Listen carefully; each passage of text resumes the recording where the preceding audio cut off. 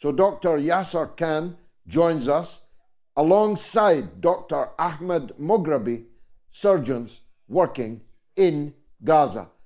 I'm live from Rochdale. They're live from Gaza. Doctors, thank you for joining us, and thank you, Dr. Khan, for arranging it. With your permission, I'll go first, though, to Dr. Moghrabi and ask him what happened to him. Once upon a time, he was calmly enough doing cosmetic surgery in Nasser hospital. Now he's in Rafah with more than 1 million other people. I don't know, I hope he isn't living in a tent or living on the ground in the open, but maybe we can ask him to tell us where he is and what his situation is first. Dr. Ahmed Moghrabi, a very big welcome to you. I know that our audience will be delighted to hear from you. Please describe your situation.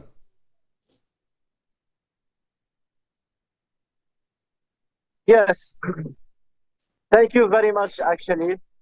Really, I'm very, very happy to meet all of you here.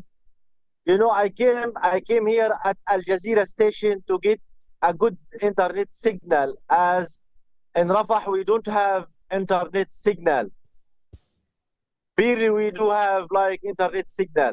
I don't have even headphones, you know. Behind me there is a big generator for Al Jazeera.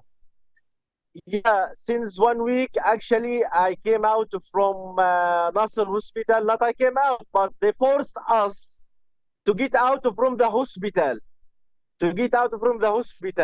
And all of you know that invading hospitals itself, it is a genocide. I'm not speaking about killing anybody, destroying the hospital, but invading the hospital, it is a genocide. Last night, I remember, last Thursday, at mid of night, they forced us to leave the hospital, leaving the patients on the bed. You know, many patients actually passed away on their beds. If we speak about even execution of the patients at their beds, they executed some patients on their beds. Can you believe that? They arrested around 100 of medical staff from Nasser hospital. What is going on here? It is a real horror. I haven't heard during the history such crimes. Really, I haven't read or I haven't seen such crimes. What is going on here in Gaza? People now, they are not dying from bombing. They are dying from hunger at Gaza and north of Gaza. I just received a call from Gaza, from some of my relatives. Actually, they don't eat anything. Nothing there to eat. I don't know if the media actually report these crimes. People, they have nothing in Gaza, North Gaza, to eat. I'm not speaking about bombing now. Can you believe that? Yeah, this is what is going on. Yeah, I received a call like 30 minutes back from some of my relatives. They don't have anything to eat. And who would to evacuate Gaza, they would execute him on the road even. Today they killed 20 people actually at the sea road between Gaza and south of Gaza. They were trying to evacuate from Gaza because of hunger, and they killed them, 20 people. It is horror. It is horrible what is going here.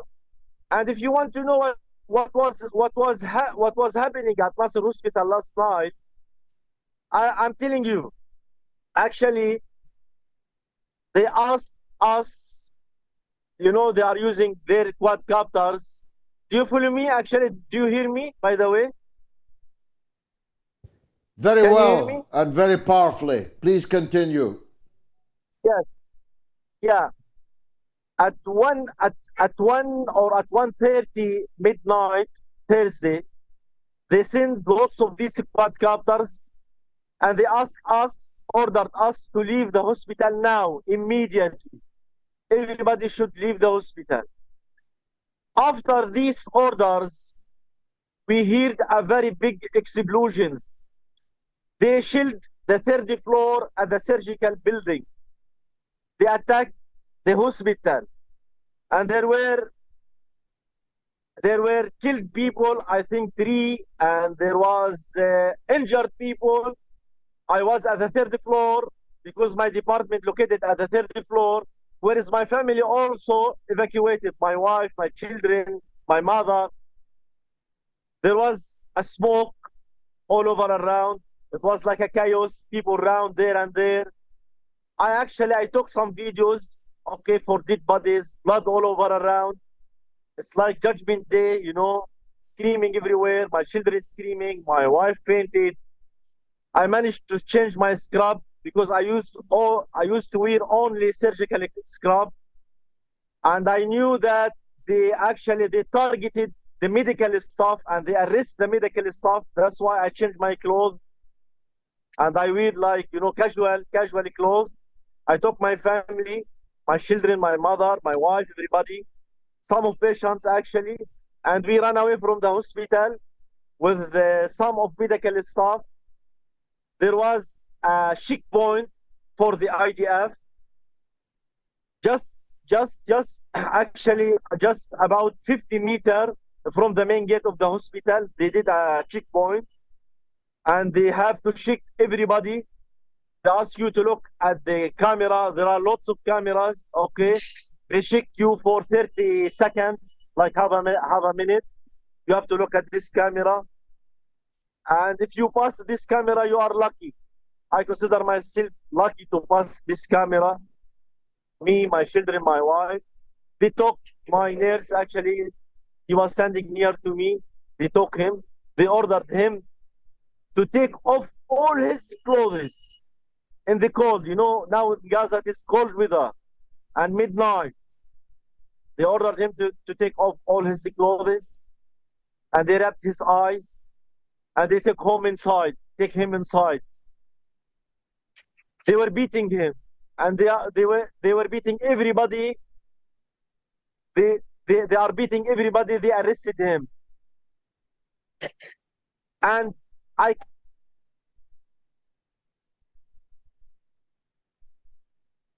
We've lost Dr. Moghrabi. Dr. Khan, I hope, is still with us. Dr. Khan, we'll go back to Dr. Moghrabi to hear the horror of the Nasser hospital, but I wanted to pick up with you, Dr. Khan, this subject of hunger. In my monologue, I talked about the child I saw die last evening, vomiting animal feed. 4 children have died in the last 24 hours from hunger.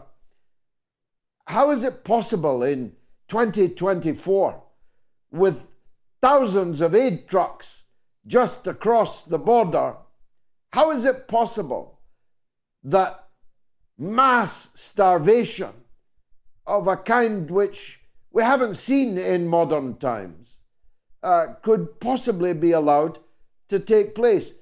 This could kill in the end even more than the bombs. It will kill more than the bombs, and the Israeli government has said so, that it will kill more than the bombs. Epidemics will kill more than the bombs. This is all a methodical, diabolical plan, based on my experience and based on what I've heard from the Israeli government sources themselves. This is what they want to do. And Dr. Moghrabi, he was the only plastic surgeon in the Nasser hospital for all these months. And I mean, him and doctors like him are my real heroes. I mean, he stayed there till the end when he could have left. And so, I mean, even now there's hunger, so they're starving him. There's multiple reports, and Dr. Moghrabi can corroborate on sexual assault of Palestinian women that have come across the Israeli forces. There's from doctors on the ground have said this to me directly, and it's horrible. I mean, no aid's getting in. There's been some talk about dropping aid, from the airdrops, and that's not happening either. So it's a massive failure of the world and of all agencies that do this, because there has to be some way. I don't know how in the 21st century we cannot get something as simple as food to a civilian population that's clearly starving. And you can see Dr. Moghrabi from the ground. He has personal experience. He's seeing his family and friends and associates dying in front of his eyes of hunger. And it is illogical completely. I don't know how my Palestinian friends and colleagues feel, but to me, it's illogical how we can allow that. To me, it makes no sense, and it's a shame. Dr. Moghrabi, we've got you back now, I hope. You told us of your nurse being taken away, blindfolded, being beaten. I'm sure that you don't know what happened to him, but you do know what happened to other doctors and other nurses. It seems to me they are intent on the decapitation of the society in Gaza, the killing doctors, eminent people, killing intellectuals, journalists. They're trying to cut the head of the Palestinians in Gaza, aren't they? Yes, yes, yes, yes. That's horrible. Yes. That's why I told you, and during the history, such crimes actually I haven't heard. Such crimes, I don't know. They committed all types of crimes, all types. Even you can't imagine, even it doesn't come to my imagination, such crimes that they committed here in Gaza. And unfortunately, we don't have reporters now to cover all incidents and all crimes now in Gaza. They are afraid. Many of them actually passed away. Hundreds of journalists, reporters already passed away. Just passed away.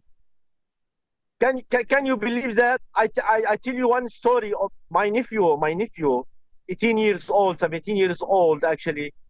He was trapped with me at the hospital, at Nasser Hospital. At Nasser Hospital, there was no any neurosurgeon, and he had actually he was in badly need for a surgery for his brain. Maybe Dr. Yasser knows. He has got a brain tumor and he has got a hydrocephalus, and he has in badly need for which called shunt surgery. And I wanted to perform this surgery for my nephew. I'm not a neurosurgeon, okay? And I wanted to perform on my nephew this surgery. And I was in closely contact with everybody to get my nephew out from Nasser Hospital, because Nasser Hospital was under strict siege since 3 weeks, and nobody can come and save my nephew. I contacted ICRC, UNRWA, everybody. I begged everybody just to come and take my nephew to EGH Hospital, where Dr. Yasser used to work. And nobody can come to Nasser Hospital because they were afraid, because IDF used to target everybody. There is no red lines. They shelled ambulances. Everybody who would come, they would kill him. Can you believe that? ICRC, I contacted, influential people at the ICRC just to send one ambulance, okay, to take my nephew from the hospital. But they couldn't come to Nasser Hospital because they told me frankly, they would kill us, they would target us, because they already did. There is many incidents, they killed all, they would kill any. They actually shelled many ambulance, many of these ambulances. Hundreds of medical staff actually passed away. Hundreds of these reporters and journalists passed away. There is no red lines. They kill everybody. And here actually I'm asking, where is the humanity here? Where is the humanity? If we ask that Biden, actually President Biden, please defund this genocide. Defund it. Defund. Don't send these missiles, shells, rockets to Israel. I don't know. You are as a father, as a grandfather. How would you allow for children actually to die from starvation, from actually these crimes? I'm sure you have grandchildren. Do you allow for your grandchildren to die from starvation I don't know. Really. Are you human being? We are human being. We are the same. I'm asking President Biden, why do you do that? Why? Why? Actually, he's against ceasefire. Actually, he's frankly supporting this genocide against us.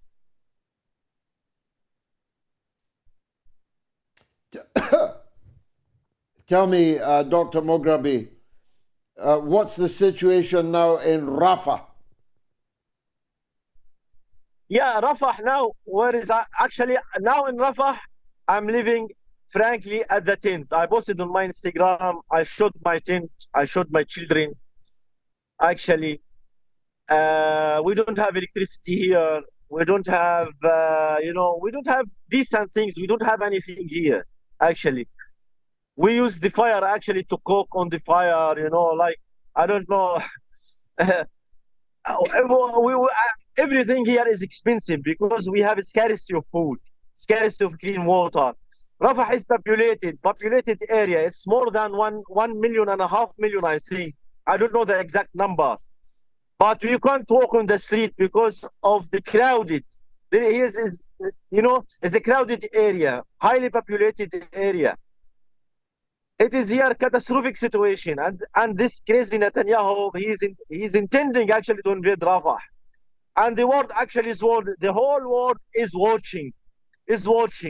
I don't know why the world actually failed us. Where is the humanity of this world? I'm asking, where is the humanity? Where is the humanity?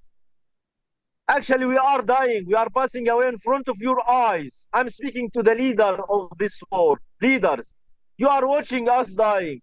I don't know how many videos do you have to see actually us dying. I don't know to stop these crimes. How many videos? You have seen everything in front of your eyes. Thousands of children are, passed away in front of your eyes. They attacked hospitals.